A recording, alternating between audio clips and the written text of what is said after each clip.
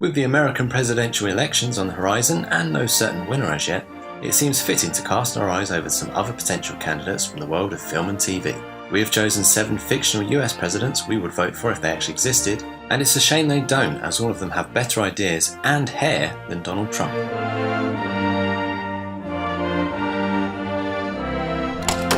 If she knows, how long can it be before CNN or the Post breaks the story? Now, this was never going to be a secret as long as you wanted it to be. Give us 2 days, Mr. Turner. President Tom Beck, Deep Impact.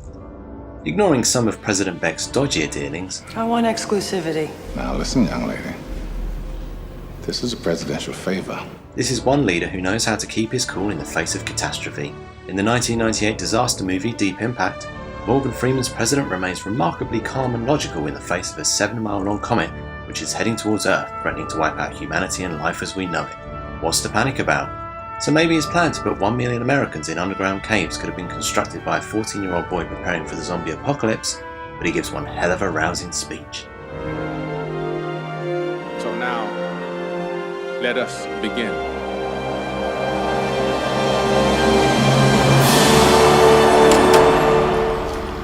Activate Complan 1. I want open lines to the Pentagon, Homeland Security, and NSA. President Benjamin Asher, Olympus has fallen. Okay, so Olympus Has Fallen didn't meet with flawless reviews. But putting the slightly absurd and nonsensical elements of the film aside, we have a pretty hardcore president on our hands. Aaron Eckhart depicts a relatively young physical president who isn't afraid to get stuck in or even die for his country. Don't negotiate. This means he's pretty much 100% badass whilst also being 100% unrealistic. But if you don't like President Asher, the President and Vice President conveniently are unable to perform their duties, allowing for Morgan Freeman to step up again.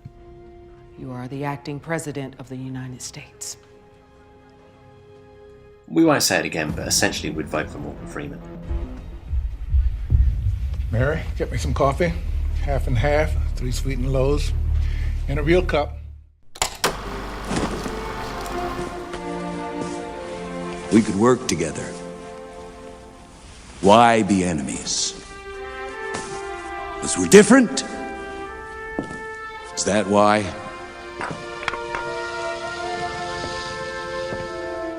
President James Dale, Mars Attacks. In any normal election, Jack Nicholson's batshit crazy presidential character wouldn't seem like a plausible nomination. With this year's candidates, however, he might not look out of place. Hell! Shut up! Shut up! Shut up! The president from the 1996 comedy may be clinically insane, but he had some commendable underlying values. His Why can't we all just get along? speech, for example, continues to have modern-day significance. Moreover, his tactics for running the country are pretty innovative.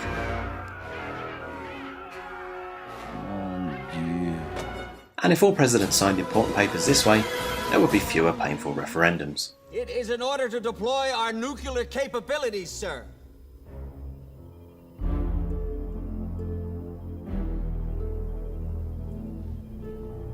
Three, two, one, fire. That's the 10-word answer my staff's been looking for 2 weeks. There it is. 10-word answers can kill you in political campaigns. They're the tip of the sword. Here's my question. What are the next 10 words of your answer? Your taxes are too high, so are mine. Give me the next 10 words. How are we going to do it? Give me 10 after that. I'll drop out of the race right now. President Josiah Bartlet, The West Wing. Martin Sheen's president from one of the most notorious political TV series portrayed a presidential figure from a more human angle. Whilst his debating techniques weren't necessarily as conventional as we see in real-life leaders, Just stand there in your wrongness and be wrong and get used to it. President Bartlet was certainly a leader we could warm to. He wasn't always perfect, Mr. President, did you by any chance take your back pills? Well, I don't mind telling you, CJ, I was in a little pain there. Which did you take, sir, the Vicodin or the Percocet? I wasn't supposed to take them both. but he is undoubtedly the most believable and realistic president on this list. We could give every student in America $10,000 a year, but instead we fund the Department of Education. You're not going to demonize the millions of selfless teachers and public servants who are They're trapped in a failed system. I can't stand by. I'm not going to negotiate with anyone who holds a gun to my head. We had a deal. I don't care if my approval ratings drop into single digits. I am the president of the United States, and I will lead this government shutdown until we reach an equitable agreement.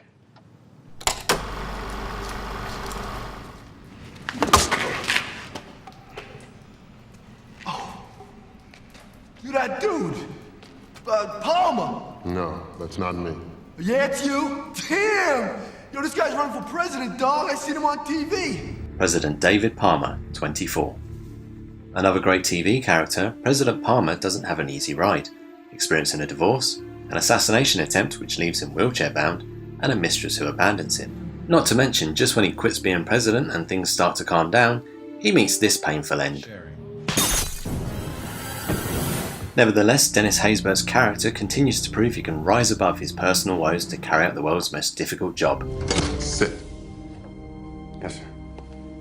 Strong and uncompromising, in essence, David Palmer got shit done. I wanted to thank you for advising me of this situation.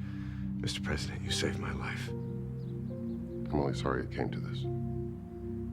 Me too, sir. I just want to let you know that I was out. I'm glad. This is probably the last time we'll ever speak.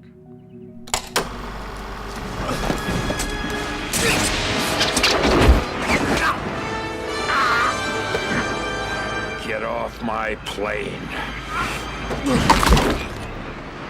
President James Marshall, Air Force One. Unlike most of the other presidents in this list, James Marshall, played by Harrison Ford, is the central protagonist of the film, and with good reason.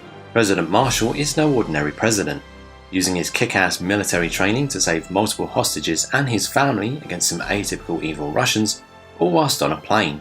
Yep, this president certainly goes above and beyond the usual call of duty. If only he could give a great speech. Real peace is not just the absence of conflict, it's the presence of justice. Oh, he nails that too. And tonight I come to you with a pledge to change America's policy. Never again will I allow our political self-interest to deter us from doing what we know to be morally right.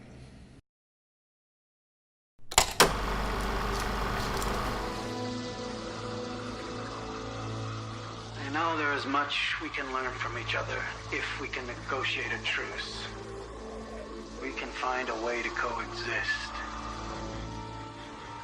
Can there be a peace between us?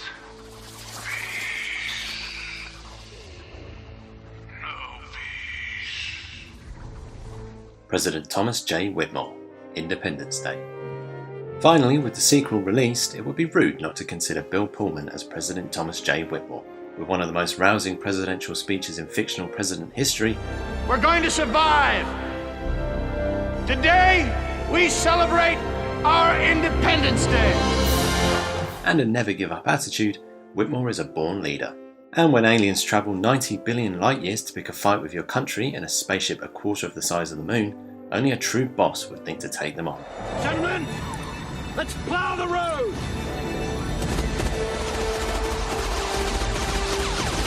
Sure, his battle plans weren't highly complex.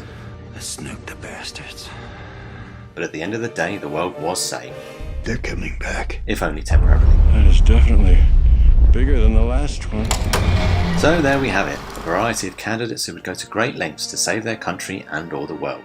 Sadly, the Americans don't have any of these to choose from on November the 8th, but we're pretty sure that whoever wins they won't have to face alien invasions. Although if it did happen, we can hazard a guess that Trump's battle plan would involve one hell of a wall.